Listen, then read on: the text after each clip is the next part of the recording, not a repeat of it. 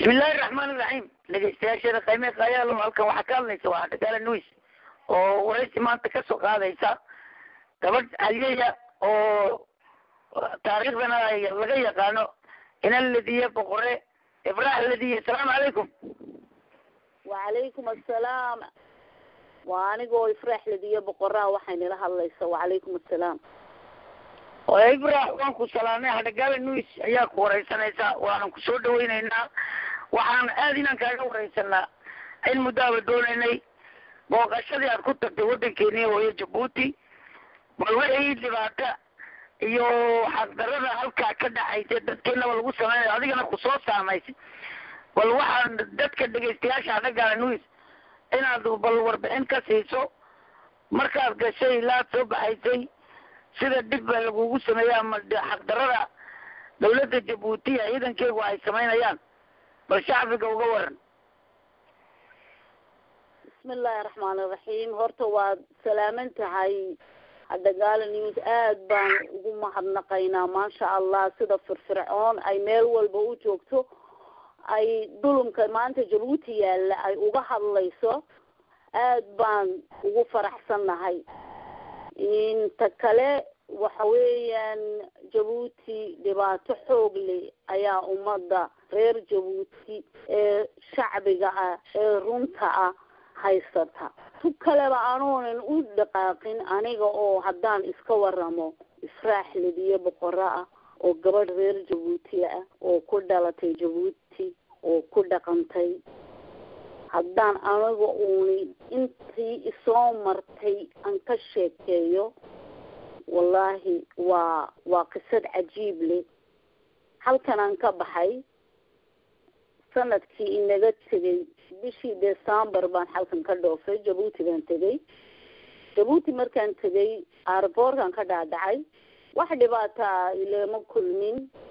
لما نكل منا توس بان دل كيجي هو يانو قلي شن المور هدان جوجو gurigii aan deganaa haddaan sidaa uga baxay ayaa la ii soo weydaartay wixii dee faamigayga wixii lagu cagacagaynayay la qaaday lasoo hadiday lasoo ankeed iyo wax la weydiiyey alxamdulilah waa lasoo sii daayay 5 maalmood oo kale ayaan dib ugu sii jiray in dalkaygii hooyo dabadeed waan iskaga baxay ilaahay ha ka abaal mariye in maxaa la yiraahdaa laba nin oo halkayga qaali ku ah oo asanta kamid ah oo ragga haliyeyada ah iyagu way isgaran doonaani ayaa isoo qaaday in magaalada Cali Sariix la yiraahdo habeenu hoyday waan ka sii baxay baabuur baa la igu qaaday waan in Cali Sariix hadeed markaan galiile markaan in yar u gaadhnay iyaan ka dhaadhacnay baabuurkii waxoogaa waan lugeeyey nacam waa qisada la yaab kale in waan isweydiinayay intaa aan dhexda socday in maxaa la yiraahdaa in lugta iyo dhibaatada maanta ma dalkaygii iyaan halkaa ka lugeynaya sidaan u socday adeecadii baa soo baxday salaadii baan banaanka ku tukaday in maad aragtay ilaahay ha ka abaalmariye dad kale oo baabuuro wato oo de iyo santu meel kasta ay joogaan waa silsilad dheer hadduu Ismaaciil Cumar moodayo inay Djibouti iyo intan yar ay ku kooban yihiin laakiin kuma koobnaan leey tani iyo Afrika Yurub meel walba waa silsilad aanan kala go' lahayn oo maanta la yiraahdo qofka in qof baa la dhibaateeyay fadhiga ka wada kacaya qolka halkiiba baabuur la iga soo doonay magaalada Dirdhabe la yiraahdo ayaan soo maray aan ku soo horeeyay markaan ku soo horeeyay magaalada Dirdhabe halkii la iguma deynin rag iska daa rag way dhaaftay haween baa igu yimid halkii haweenkaas oo maad aragtay la iska wada garanayo iyaguna isgaran doona oo haween CCO-ga kala kreteeyay bay ahaayeen oo maad aragtay ciidamadii hore kamid ahaa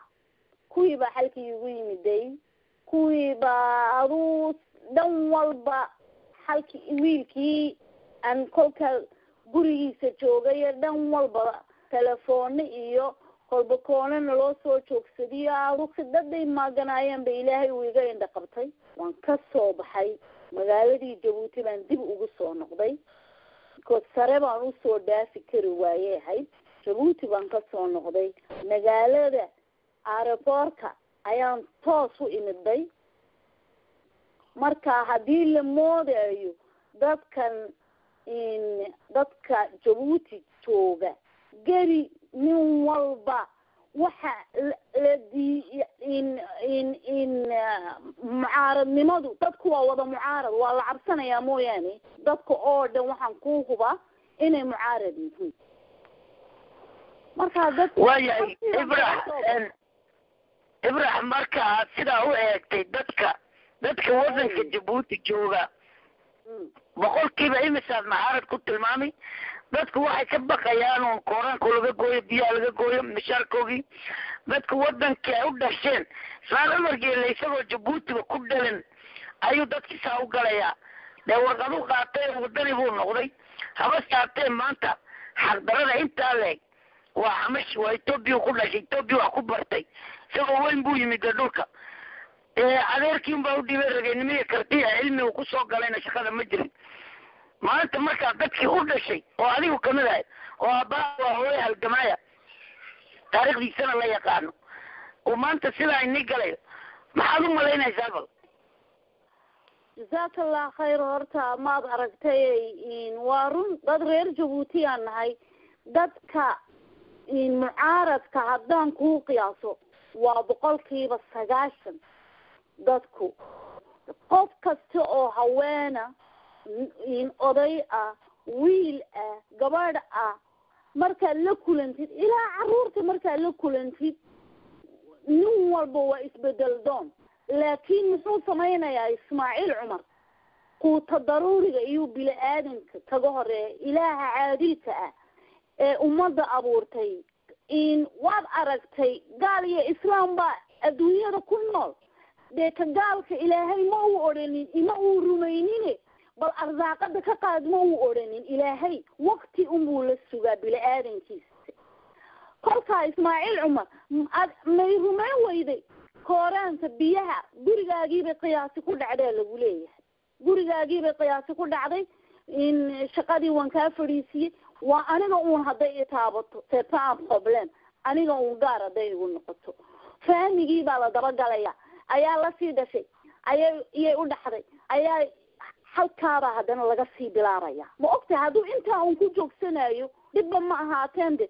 qofkan bilaadanka ilaahay hunguriga cad iyo hunguriga casis ku xidhay uu taagan yaho si unbuu u noolaanay laakiin faamigii oo dhan ba cagta la marinaya xasbina allah wa ni'mal wakiil Ismaaciil Cumar waxa la leeyahay cid horta maanta jecel haba yaraatay ma jirto dalkana inuu isagu socoto ku yimid nin walba uu og yahay taasi waa maragma doon oo waxaan odhanaynaa waa nin ma aan odhanaynay wixii haliyay ahaa ee Jabuuti u dhashaynana meesha maanta ay ku jiraan nin walba uu garanaya laakiin taariikhda ayaa iman doonta oo taariikhda ayaa nin walba soo sheegi doonta taasi waa mid laakiin waxaan ka leeyahay 100 qof unbuu Ismaaciil Cumar marka la eego uu xukumaa 100 qof unbuu eegaa hebel ma dheregsan yahaa intaabayba igu dhan tahay kumayaasha kale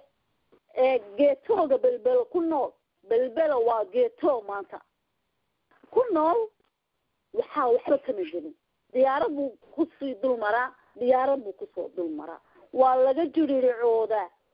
markaad aragtid guryaha saas oo kale inuu ka jiriricooday ahayd damiir hadduu leeyahay maanta qofkayga oo meel yaroo maad aragtay foolxun ku jira way itaabanaysaa maanta anigaygaas waxa ikiciyey maahayn alxamdulilah beriis maanta igu filan igana badan waan haysaa dhan walba haddaan eego arrin kalaa jirta ibrahim arrin kalaa jirta kawdhe arrinta kale oo dadkii shacbiga jabuuti ee taariikha lahaa ilaa imika maanta iskuullada jabuuti laguma dhigo raggii calanka jabuuti ay taa usoo halgamay baabuurta afduubay oo aadan looga awaala kamid yahay maxamuud xarbi oo taariikhda soomaaliya taalo looga dhisay maanta jabuuti taariikhdiisa iskuullada laguma dhigo yani historiga israa'iilada doonaya inuu taariikh yeesho laakiin dadkii wadanka usoo halgamay taariikhdoodii uwaasaya bal arrintaa maxaad ka odhanaysaa horta waxa weeyaan rag badan ayaa usoo wadanka usoo dhibaatooday oo la wada garanaya allaha unaxariistee maxamuud xarbi maxaa la yidhaahdaa gooliis taariikhda rag badan baa ku jira gaashaanle janaale maxaa la yidhaha faaraxaad wax badan rag badan baa jira oo haba yaraatee maanta ubadkoogii gooliis ninka la yidhaahda xasan gooliis baa la odhanayay waa ninkii baska afduubay ee baska intaas oo caruuri ay ku jirto afduubay buu ahaa maad aragtay soomaaliya kusii waday markii calanka sababihii lagu helay raggaas oo midbaa oo dhan baa kamid ahaa raggii aawad gooliis inamadiisu qarubaashoomeer midi waa booliis oo cadceeduu taagan yahay wax allayaala waxay ku haystaan ma jirto haba yaraate kolka raggaa taariikhda way wixii reer jabuutiya way u wada tirsan yihiin oo waan garanaynaa xaggay dalka kaga jiraan laakiin waktiga ayaa iman doona oo sheegi doona waxaa kasii nool aadan roobla cawaale iyo ina dambas weyne cumar cilmi khayre ayaa kasii nool waa adiga aad arkaysid aadan roobla cawaalena maanta geesiyada lagu tilmaamuu kamid ahaa wuxuuna gabayna wuxuu ugu qaaday nacam inuu gabay naag loogu qaaday buu ugu qaaday magayaan ka leenahay aadan roobla cawaale taariikhda uu dalka kaga jiro waa la garanaya uu usoo keliya beelay uu usoo lug beelay aadan roobla cawaale lugta uu ka dhutinayo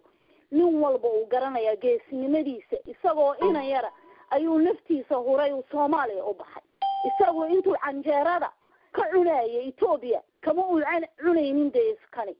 hawmaad garanin kolkaa raggaasoo dhan biidnillah waktigoogu uu iman doona cumar cilmi khayre ina dambas weyne loo yaqaanana waxaan maanta isaga oo 16 jira ayuu ku galay maantana waa adiga aad arkaysid oo looga saaray oday sangub la yidhaahdo oo gabadh kusoo faraxumeeyey dow kuu ka yimiday ayaa looga saaray gurigiisii labadani ma isku taariikhda ilaahay baan kugu dhaartay adigaan kuu dhiibay taariikhda ma gali karaa nin wadani oo dalkiisii jooga oo isagoo 16 jira dalka ka baxay iyo nin wadan kale intuu nagaga yimid waliba gabadh soo faraxmeeyay oo wadanka ku dhuumanaya ayaa looga saaray way Ibrahim inagoo soo gabagabeynayna waraysiga inaga soo gabagabeynayna waxa dadka reer Jabuuti fariin u gudbinayso iyo waxa hawada dadka ambalyeynayso soo raaci waan soo gabagabeyn doonaa marxaba aad baad u mahadsan tahay horta waxaan leeyahay reer Jabuuti dhamaan ha cabsoonina cabsi midda la yiraahdo halka iska dhiga naftu waqti bay leedahay ay ku baxdaa cabsita la yiraahdo iska dhiga dabigiina israaca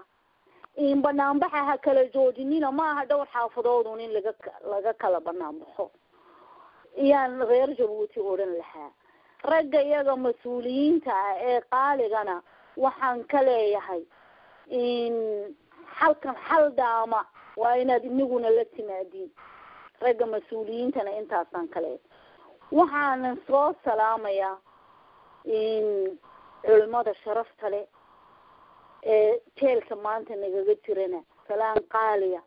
ayaan u dirayaa insha allah biidnillah maalin aan maanta ahayn ayuu waqtigu sidaa isku bedelayaa halkaana waad kasoo bixi doontiin waanad guuleysanaysiin tan labaadu waxaan halkan kasoo salaamayaa labadii nin